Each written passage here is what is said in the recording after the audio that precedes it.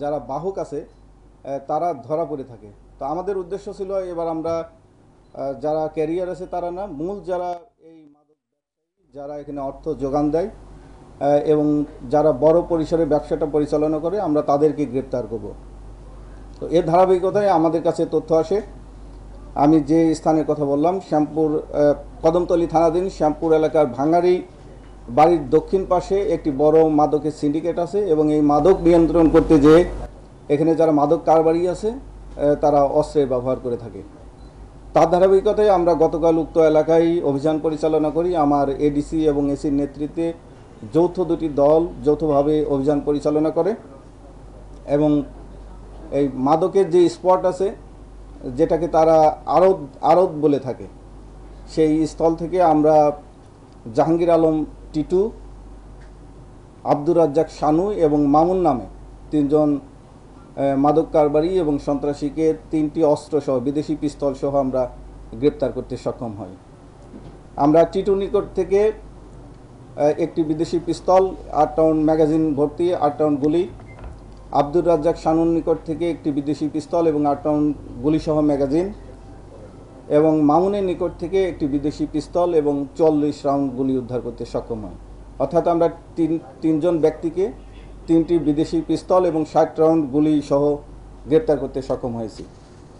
একই সাথে তাদের এই আস্তানা থেকে আমরা 800 পিস ইয়াবা এবং প্রায় 8.5 কেজি গাঁজা উদ্ধার করতে সক্ষম হয়েছি। গাঁজাগুলো ছিল আপনার 54টা পুটলা আকারে, অর্থাৎ যেহেতু এরা বড় পরিসরে খুচরা যারা বিক্রেতা আছে তাদের নিকট বিক্রি করে, একটি পলিথিনে একটি পুটলাই 50টি করে পুড়িয়া, যেটা বলে তাদের ভাষায় পুড়িয়া, আমরা 2700 পুড়িয়া যার ওজন 8.5 কেজি প্রায় আমরা উদ্ধার করতে সক্ষম হয়েছি। আমাদের কাছে আরও তথ্য ছিল যে এই অস্ত্রগুলো শুধুমাত্র তাদের ব্যক্তি নিরাপত্তা এবং তাদের এই মাদকের সাম্রাজ্যকে টিকিয়ে রাখার জন্য, অর্থাৎ এই ধরনের ব্যবসায় আপনারা জানেন যে প্রতিপক্ষ থাকে, সেই প্রতিপক্ষ থেকে নিজেদেরকে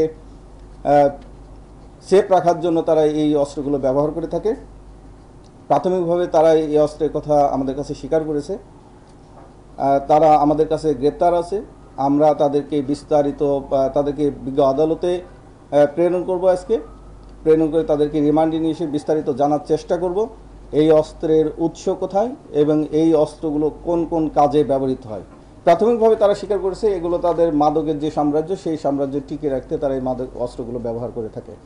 আপনারা জানেন যে এই ধরনের অবৈধ অস্ত্র শুধুমাত্র এই একটি ক্ষেত্রেই নয়, বিভিন্ন ক্ষেত্রে ব্যবহার হয়ে থাকে।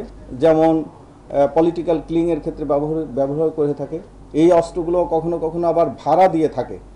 তো এই অস্ত্রগুলো কোন কোন কাজে আর ব্যবহৃত হয় আপনারা জানেন, সামনে জাতীয় সংসদ নির্বাচন আছে, সেই মানে রাজনৈতিক কোনো স্থিতিশীলতার ক্ষেত্রে এই অস্ত্রগুলো ব্যবহার হয়ে থাকে কিনা এবং এই উক্ত এলাকায় আর কোন কোন মাদকের সাম্রাজ্য আছে বা মাদক ব্যবসায়ী আছে আর কারো কারো কাছে অস্ত্রগুলো আছে, আমরা তাদেরকে রিমান্ডে এনে জিজ্ঞাসাবাদে বিস্তারিত তথ্য উদ্ঘাটনের জন্য আমরা চেষ্টা করব। পর্যন্ত এই ঘটনায় পাইনি, তবে আমি এতটুকু আপনাদেরকে আশ্বস্ত করতে পারি যে আপনারা দেখেছেন যে সাম্প্রতিক সময়ে যে ক্লিংগুলো হয়েছে সেই ক্লিংগুলো কিন্তু ঢাকা মহানগর গোয়েন্দা পুলিশ কিন্তু সফলভাবে প্রত্যেকটা ঘটনা উদ্ঘাটন করতে সক্ষম হয়েছে এবং অস্ত্রও কিন্তু উদ্ধার করেছে।